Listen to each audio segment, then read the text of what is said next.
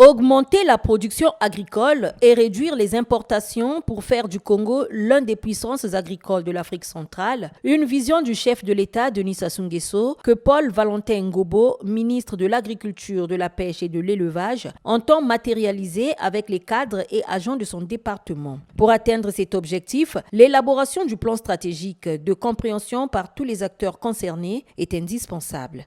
La vision, c'est quelle représentation ai-je de l'agriculture, l'élevage, la pêche chez nous,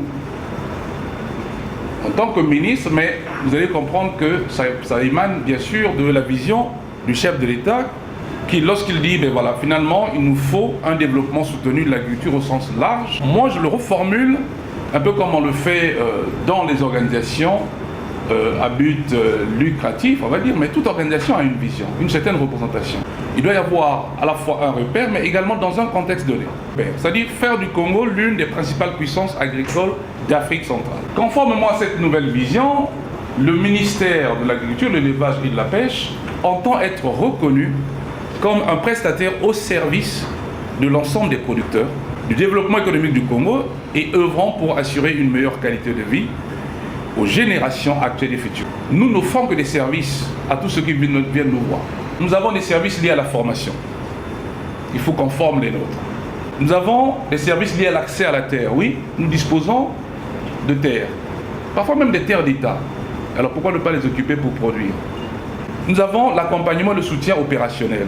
Oui, mais j'ai vu là qu'il y a des véhicules qui aident des gens à transporter leurs produits. Mais ça fait partie des services. Et tout ça, si nous le faisons, et d'ailleurs nous le faisons peut-être pas complètement, mais nous le faisons déjà. Mais ça porte de la valeur à nos producteurs, qui en retour en apportent à nos consommateurs. L'amélioration des statistiques agricoles, une affaire qui nécessite l'intervention des producteurs. Ce plan stratégique est aussi un instrument qui facilitera l'évaluation des actions du ministère. J'ai relevé un certain nombre de propositions. Chaque fois que vous étiez en train de présenter des chiffres, moi j'ai noté. Mais évidemment, c'est à partir de ce tableau que vous allez bien sûr affiner, que nous allons faire nos choix. Il ne faut pas qu'on arrive avec des objectifs irréalistes. On va nous prendre pour des gens pas sérieux. Puis on va dire, mais quoi, ils ne connaissent pas la réalité de leur pays, etc.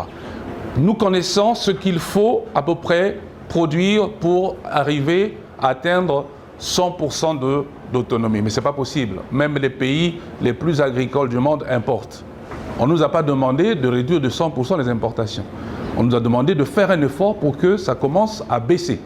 Bien. J'ai relevé également un certain nombre, je dirais, d'oublis. Et le fruitier, on ne le fera pas?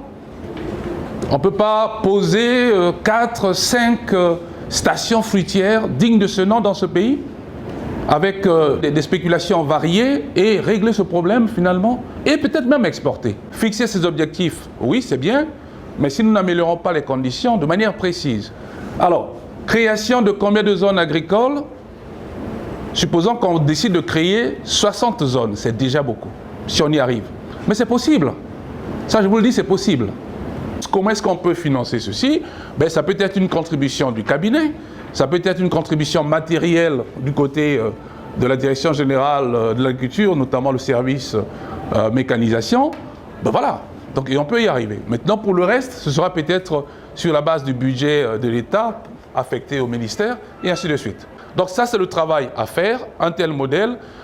J'aimerais bien le voir pour chaque objectif. Ça va nous pousser à regarder réellement les actions à entreprendre pour y arriver. Et ça va également nous aider à faire nos arbitrages. Une fois de plus, félicitations pour ce travail et il va se poursuivre. Les participants à ce séminaire, qui se sont constitués en groupe pour examiner durant 2 jours le questionnaire soumis à leur approbation, ont donné leur point de vue. Ce n'est que normal que cette stratégie soit vue par l'ensemble des cadres du ministère. En ce qui concerne la Direction générale de la pêche, nous sortons de là très satisfaits parce que nous avons pu dégager les différents objectifs et stratégies pour développer le secteur de la pêche et de l'aquaculture. Nous avons posé les bases. Il reste maintenant le côté mise en œuvre, parce que dans la mise en œuvre, il faut des moyens. Le climat, la végétation, le relief, tout est favorable. Il n'y a pas de raison que nous continuions à importer autant en ce qui concerne la viande, par exemple de volaille, que ce soit en termes de viande de porc, que ce soit également en termes de viande de petits ruminants. Donc le plan stratégique est élaboré pour atteindre rapidement des résultats, notamment avec les filières à cycle court. Déterminé à mettre en œuvre ce plan qui va orienter ses activités, le ministre de l'Agriculture, de l'Élevage et de la Pêche poursuivra ses échanges avec les producteurs agricoles.